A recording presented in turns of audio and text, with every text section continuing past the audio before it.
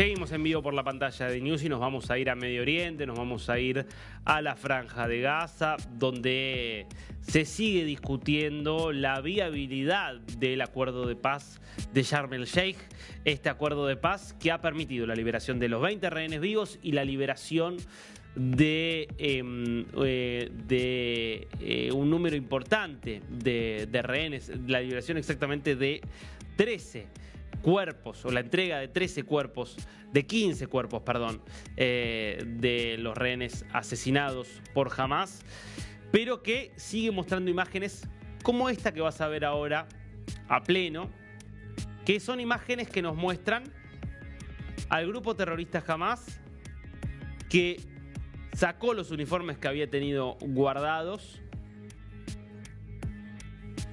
y que se muestra patrullando las gases de Gaza. Fíjate que quieren mostrarse, es increíble esto. Se quieren mostrar ayudando a los niños, repartiendo cosas entre la gente.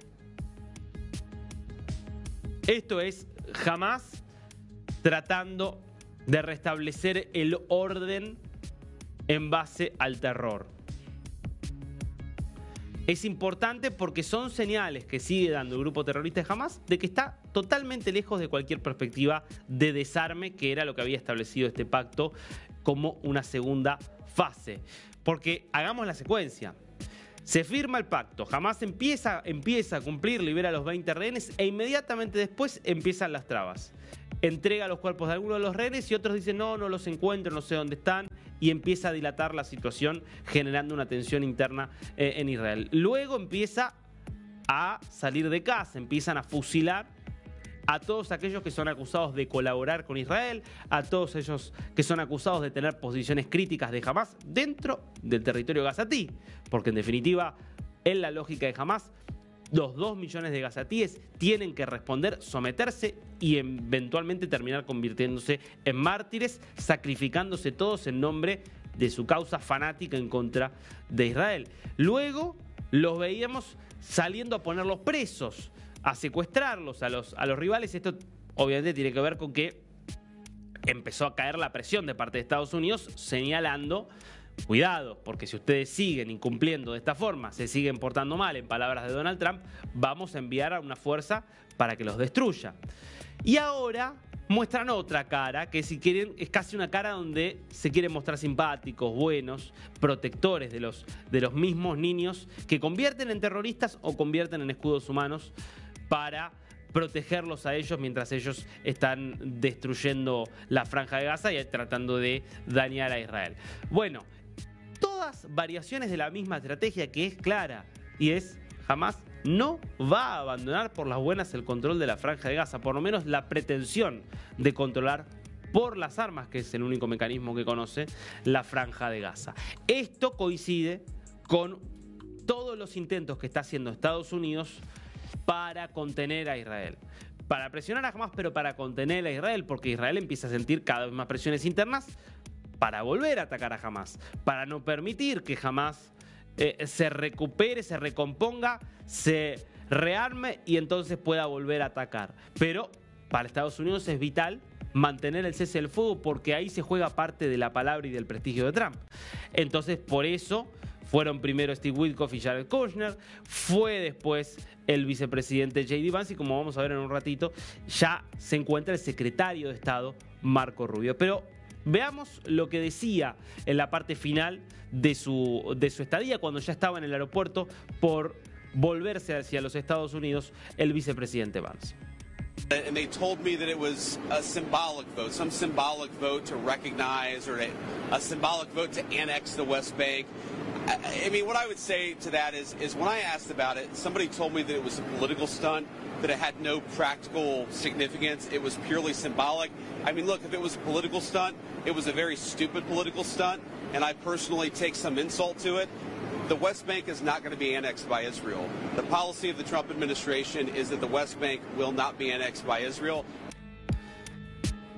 Fuerte mensaje aquí también del vicepresidente, porque efectivamente mientras estaba Vance allí ya en la parte final de su visita, que lo había llevado a tener una muy buena reunión con Netanyahu, a reunirse con Kushner y con Witkoff, a estar presente y monitoreando también algunas de las actividades de los militares que tiene Estados Unidos en la región. En ese momento la Knesset, el Parlamento, sacaba una votación para aprobar la anexión de Cisjordania por parte de Israel. Ustedes saben, Israel está en el medio de dos territorios palestinos. Por un lado está Gaza, en la franja occidental, al lado del mar, o en la costa del mar Mediterráneo, y del otro lado, en el límite que divide a Israel con Jordania, está lo que se conoce como Cisjordania en el mundo occidental, como Judea y Samaria en Israel. Territorio que es donde se encuentran las principales ciudades palestinas, donde opera la Autoridad Nacional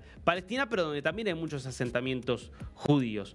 Es ese territorio en los que los sectores más extremistas dentro de Israel dicen Israel debe anexar, porque en rigor todo eso debería ser israelí. Claro, todo el mundo árabe se opone a eso, porque dicen, si hubiera un Estado palestino, la parte central de ese Estado palestino tendría que ser justamente lo que hoy es Cisjordania. Si eso es anexado por Israel, no habría dónde crear un Estado palestino más allá de lo que suceda con la Franja de Gaza. Y la posición de Trump ya había sido categórica. Israel no puede anexar Cisjordania. ¿Por qué? Porque es el compromiso que adoptó Trump con todos los países islámicos a los que le tuvo que dar esa concesión, entre otras cosas, para garantizar que apoyen el acuerdo de paz. Entonces, ¿de qué se trató este intento del Parlamento israelí de aprobar la anexión de Cisjordania? ¿Es un intento de Netanyahu de poner en peligro la alianza con Estados Unidos? Bueno, mira lo que publicaba hace instantes nada más, después de escuchar esto de Vance, el primer ministro. El voto de la Knesset, es decir, del Parlamento israelí, sobre la anexión fue una provocación política deliberada por parte de la oposición para generar discordia durante la visita del vicepresidente J.D. Vance a Israel. Se presentaron dos proyectos de ley apoyados por miembros opositores de la Knesset. El Likud, que es el partido de Netanyahu, y los partidos religiosos, que son los principales partidos de la coalición de gobierno, no votaron por estos proyectos, excepto por un miembro rechazado del Likud que fue recientemente expulsado de la conducción del comité de la Knesset. Sin el apoyo del Likud, estos proyectos difícilmente puedan llegar a ninguna parte. Mensaje claro de Netanyahu alineándose acá con Estados Unidos, diciendo el gobierno no va a ir por la anexión de Cisjordania. Lo que sucede es que obviamente la coalición de Netanyahu incluye partidos ultranacionalistas de extrema derecha que efectivamente plantean que debe ser anexada Cisjordania. Cuando Trump acaba de decirlo, esto salió en una entrevista con Time, que implicaría la ruptura total del apoyo de Estados Unidos hacia Israel, la anexión de Cisjordania, y que, por el contrario, si Israel sigue la misma línea en la que está, es decir, sin anexar Cisjordania, cree Trump que puede haber una normalización con Arabia Saudita en este mismo año. Ustedes imagínense lo que implicaría para Israel una normalización con Arabia Saudita después de todo lo que ha pasado estos últimos 2 años. Es decir, claramente Israel tiene acá dos vías, dos caminos posibles. O va con esta idea delirante de convertirse en Esparta, en una especie de estado aislado del mundo, defendiendo sus posiciones más recalcitrantes, o va hacia una posición de mayor reconocimiento en Medio Oriente, de mayor reconocimiento internacional y por lo tanto una posición mucho más sólida que le permitan además mayor prosperidad al pueblo israelí. Estas son las dos opciones y me parece que Netanyahu lo tiene bastante claro. Bueno, este es el contexto en el cual Marco Rubio llega a Israel. Así aterrizaba en el aeropuerto Ben Gurión el secretario de Estado y asesor de Seguridad Nacional. Vos fijate, ¿no? Todos los gestos que está dando Trump para tratar de contener a Israel. Cómo fue enviando a cada uno de sus principales colaboradores, recibido aquí por Mike Huckabee, que es el embajador de los Estados Unidos ante el Estado de Israel. Y ayer, cuando partía de los Estados Unidos, decía estas palabras acerca de la situación en este momento. It's important, in particular, over the next couple of weeks, that we keep the ceasefire together. The Vice President is there now, and he'll be returning tomorrow, and has great reports on the progress we made. But there's more work to be done, and we know that. So the first couple of weeks are going to be key. But this is a big priority. This was a historic peace deal that President Trump delivered on, and now we have to make sure that it continues and that we continue to build upon it. Every day is going to bring challenge. Every single day, something's going to pop up that we need to fix, or it could harm this effort. But every single day, I think we're also seeing things we never thought we'd see before, like the number of countries willing to participate in this effort, be it through money or personnel or both or expertise. We've never seen this sort of international cohesion behind something. Look, we'd like to see civil authorities, Palestinian civil authorities in Gaza eventually. That's what we're aiming for. We'd like to see Palestinian police forces in Gaza that are not Hamas and that are going to do a good job. But they'll still have to be trained and equipped. So absolutely, I don't know if it's part of this trip or another trip, but that is part of the plan that's been outlined and everyone's agreed to. I think we've seen what they've done. I mean, they've gone out, they've gone after, they've tried to make sure that everybody knows that people perceive that they're in charge, and they did it with brutal force. His images were out there, they were putting the images out there. Clarísimo el mensaje de Marco Rubio, realista, como habitualmente. Habrá que ver si es posible que algún día haya fuerzas policiales que controlen Gaza y que lo hagan respetando los derechos humanos y que no sean de Hamas.